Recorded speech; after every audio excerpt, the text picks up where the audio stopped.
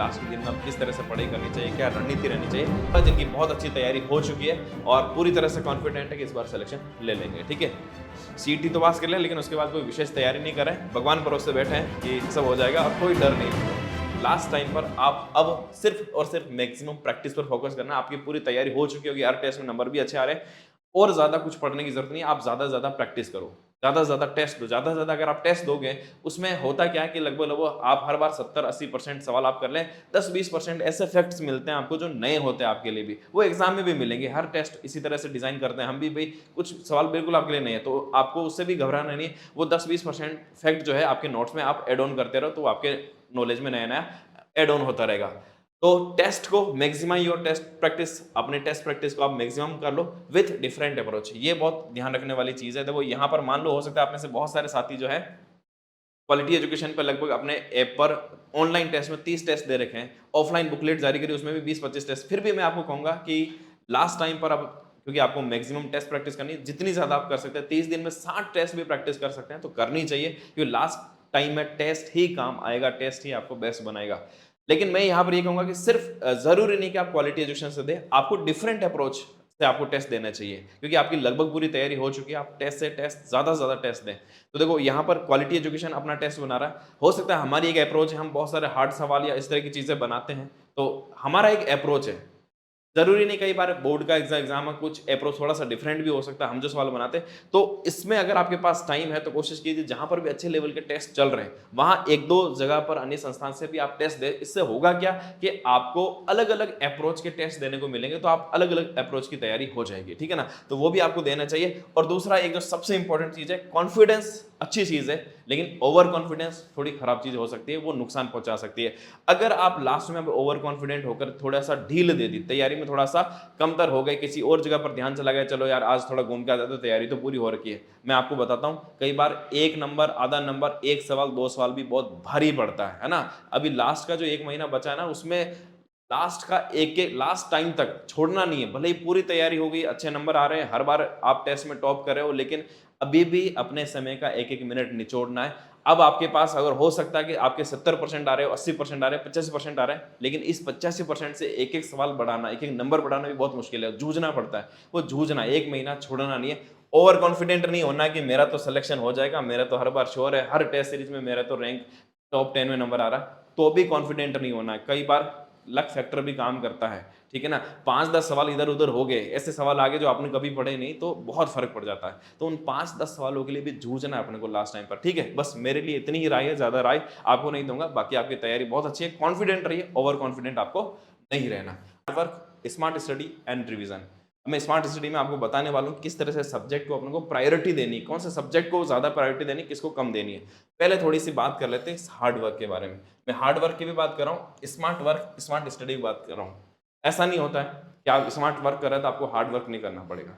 Smart work करना है, लेकिन उसमें भी मेहनत करनी है, तभी हम बाकी से आगे निकल पाएंगे। आप स्मार्ट वर्क कर रहे हैं लेकिन हार्ड वर्क नहीं कर रहे तो आप पीछे रह जाएंगे। दोनों चीजें बहुत जरूरी है। ठीक है ना, आपने ये आपको इसको आपने इसमें बदल दिया है। ठीक है ना, ये हो गया स्मार्ट वर्क, लेकिन इसको अगर लंबी दूरी तक ले जाना है ना, तो आपको हार्ड वर्क भी करना पड़ेगा। तो दोनों चीजें यहाँ पर बहुत जरूरी है। तो होगा कि आपने स्मार्ट वर्क किया तो रोलिंग फॉर्म में बना दिया। ठीक है, तो ये चीजें बता रहा हूं। अभी आपको लास्ट के जो 30 दिन है ना, मिनिमम 10 से 12 घंटे, मैं मिनिमम बता रहा हूं। लास्ट टाइम पे कोई जॉब कर रहे हैं, हाउस वाइफ्स हैं, उन सब के लिए भी कह रहा हूं, कुछ अगर आप तैयारी कर रहे हैं, सिलेक्शन लेना है, तो एक महीना तो आपको टाइम निकालना पड़ेगा भाई। लास्ट के एक महीना तो मिनिमम 10 से 12 घंटे आपको निकालने, इससे ज्यादा निकाल सकते हैं, 13 घंटे 14 घंटे, वो आपको करना है। उससे ज्यादा मैं नहीं कहूंगा, क्योंकि 6-7 घंटे का रेस्ट बहुत जरूरी है। दिमाग को चार्ज नहीं करेंगे तो 10-12 घंटे आप भले ही निकाल लो, उसका आउटपुट नहीं मिलेगा। आउटपुट बहुत जरूरी है।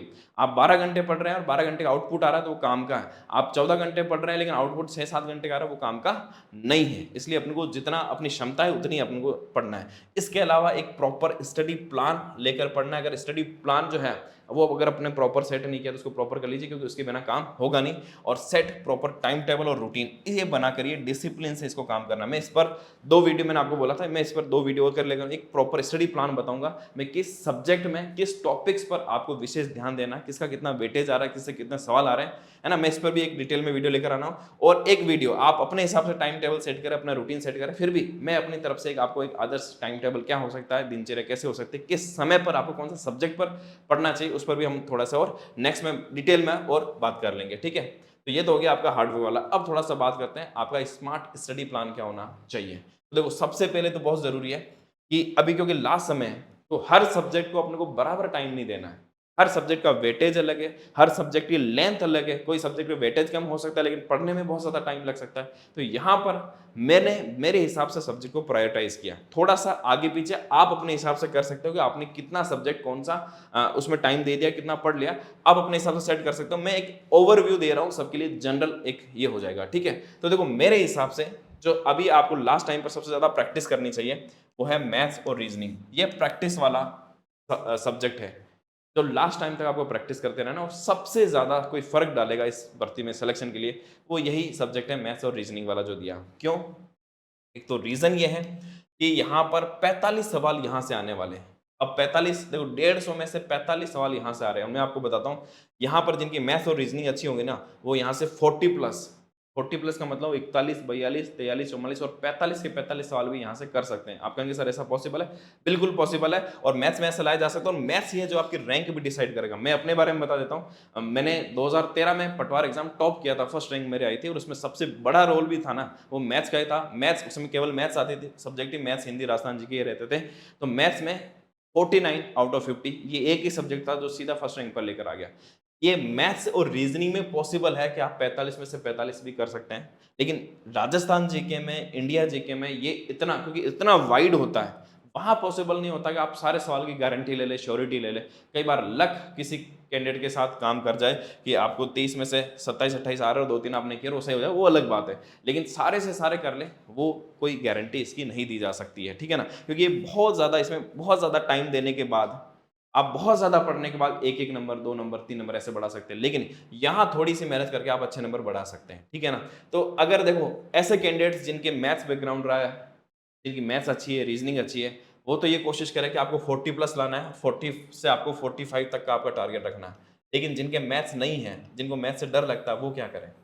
वहां सबसे मैं आपको बताता हूँ, देखो आप अगर आप ये सोच के कि मुझे तो मैथ्स आती नहीं, मैं मैथ्स छोड़ के चला जाता हूँ और मुझे पटवारी में सिलेक्शन होना, बहुत मुश्किल हो जाएगा। क्योंकि आप कितनी भी कोशिश कर लो, आपकी राजस्थान जी के कितनी भी अच्छी हो, आपकी इंडिया जी के कितनी भी अच्छी हो, आपकी हिंदी कंप्यूटर कितना भी अच्छा हो, लेकिन जो आप मार्जिन यहाँ ले सकते हैं ना वो इतना नहीं ले पाएंगे। इसलिए मेरा ये कहना है कि आप पूरा छोड़कर नहीं जाना है।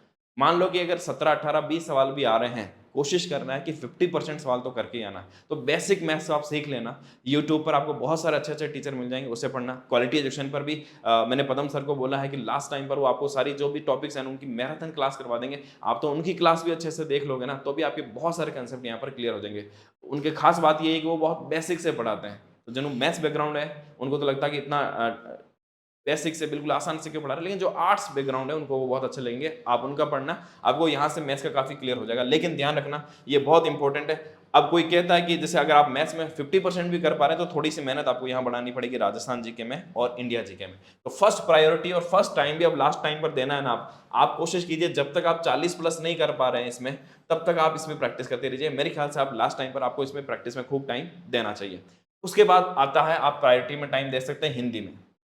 कोई कहता है मेरा हिंदी बहुत अच्छी है लेकिन अगर 8-9 नंबर आ रहे हैं तो मैं कहूंगा कि आप उसमें 10 से 11 नंबर का आप टारगेट रखिए, ठीक है ना।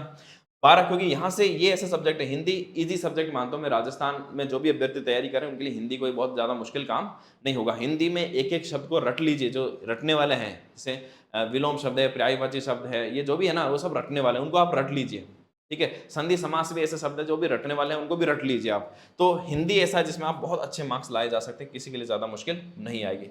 फिर उसके बाद मैंने तीसरी प्रायोरिटी पर रखा भी, आप उसके बाद राजस्थान जी को दे सकते हैं। रीजन ये है कि वेटेज काफी ज्यादा है, पर राजस्थान जी के में आप राजस्थान के कैंडिडेट, तो राजस्थान में आपने काफी कुछ पढ़ रखा होगा, ठीक है। तो अब आपको बस थोड़ा सा इस पर प्रैक्टिस करनी है, थोड़ी सी इस पर पढ़नी है, अपने शॉर्ट नोट्स है तो उसको रिवाइज करना है ताकि इसमें आप मैक्सिमम मार्क्स ला सकें। कंप्यूटर, उसके बाद आप कंप्यूटर को ले सकते हैं। कंप्यूटर में क्योंकि सवाल 15 यहाँ पर आने वाले हैं, छोटा सिलेबस है, कोई बहुत ज़्यादा बड़ा सिलेबस नहीं है, थोड़ा टेक्निकल सब्जेक्ट है तो थोड़ा सा टाइम देना पड़ेगा। तो यहाँ पर आप इसको टाइम दे सकते हैं। मैंने इसको इसलिए बात रखा क्योंकि इसका ये लेंथ ही बहुत है, तो थोड़ा तो एक बार रिवीजन में भी आपको टाइम देना ही पड़ेगा, इसलिए इसको आप थोड़ा सा अपर टाइम रखें, इसको रिवीजन जरूर कर लेना। ऐसा नहीं है कि राजस्थान जी के तो पढ़ा हुआ आप रिवीजन में टाइम नहीं दो और कई ईजी सवाल भी आपसे छूट जाए। इंग्लिश देखो, यहाँ पर हिंदी और इंग्लिश साथ में आने वाले, टोटल 22 सवाल है। तो पिछली बार क्योंकि 10 सवाल आए, तो इसलिए मैंने भी यहाँ पर 10 सवाल लिखे कि लगभग लगभग 10 सवाल यहाँ से पूछे जा सकते हैं। इसमें देखो 5 सवाल तो पैसेज से आएंगे,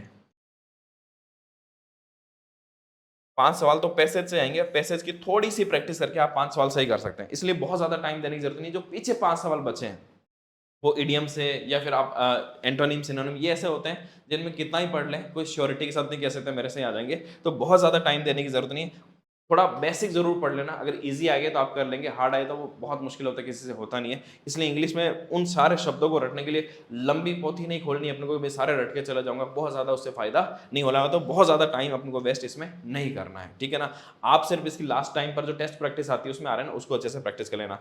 इंडिया जीके और साइंस को मैंने बहुत लास्ट में रखा है। अब इसमें लास्ट में क्यों रखा है वो आप अब देखो, ये तो आप पर डिपेंड करता है। अगर आप में से बाकी सब लोगों ने, आप में से अगर बाकी ये सारे सब्जेक्ट आपने अच्छे से पढ़ लिए तो आप इसको पहले प्रायोरिटी दे सकते हैं। मैंने तो जनरल वे में ये सारी प्रायोरिटी दी है। अब इंडिया जीके और science, India history, India geography, India polity, फिर ये साइंस, जनरल साइंस, सबके बहुत वाइड सिलेबस है और सवाल आने वाले हैं सभी सब्जेक्ट से साथ साथ। तो अब इतना वाइड सिलेबस को पढ़ने के लिए या रिवाइज करने के लिए भी पूरा 1 महीना इसी में निकल जाएगा। तो ऐसा मत कर देना कि इंडिया जीके बहुत वाइड सिलेबस है, हमें तो पूरा डिटेल में पढ़ना है, आपका 1 महीना ऐसा चला जाएगा, ये सारे सब्जेक्ट आप पढ़ ही नहीं पाएंगे। तो उसमें आपको जो टाइम है, प्रायोरिटी भी मैं इसको लास्ट में, इसमें अब आप क्योंकि रिवीजन का टाइम है लास्ट में, तो सिर्फ रिवीजन जैसा कीजिए, टेस्ट प्रैक्टिस कीजिए, शॉर्ट नोट्स पढ़िए, पूरा डिटेल में पढ़ने की जरूरत नहीं है। जितना पढ़ना आ गया ना उतना ठीक है। आप बहुत ज्यादा पढ़ भी लेंगे ना तो अभी कोई 5-6 नंबर से ज्यादा नहीं बढ़ा पाएंगे। ये राजस्थान जीके और इंडिया जीके कैसा सब्जेक्ट है वो मैं बता देता हूँ। आप इसमें इतना वाइड है कि आप कितना भी पढ़ लीजिए, इसमें बहुत ज़्यादा नंबर की गुंजाइश नहीं है। सिलेक्शन में बहुत ज़्यादा रोल इनका नहीं रहेगा, क्योंकि जो बहुत इंटेलिजेंट कैंडिडेट होगा ना, वो भी आप मान के चलिए पेपर के ऊपर डिपेंड, 38 सवाल आएगा तो वो भी 25 से 30 के बीच में रेंज ही रहना, और उसने कितनी भी मेहनत कर ली इससे बहुत ज़्यादा नहीं बढ़ा पाएंगे। और जो बहुत कमज़ोर विद्यार्थी भी होगा, वो अगर 30 नंबर ला रहा है तो 25 या 20 सवाल तो वो भी लिया गया, 10-12 का अंतर रहेगा, लेकिन यहाँ अंतर बहुत ज़्यादा क्रिएट कर सकते हैं।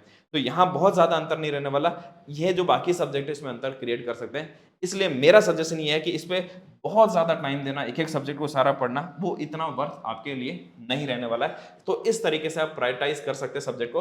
बाकी आपकी तैयारी के हिसाब से आप थोड़ा सा आगे पीछे कर सकते हो कि मेरी तैयारी ऐसी है, जैसे आपने मान लो मैथ्स रीजनिंग की बहुत अच्छी प्रैक्टिस कर ली है और आपके अगर राजस्थान जी के पढ़ना तो आप इसको थोड़ा सा ऊपर ला सकते हैं, आप अपने अनुसार थोड़ा सा सेट कर सकते हैं।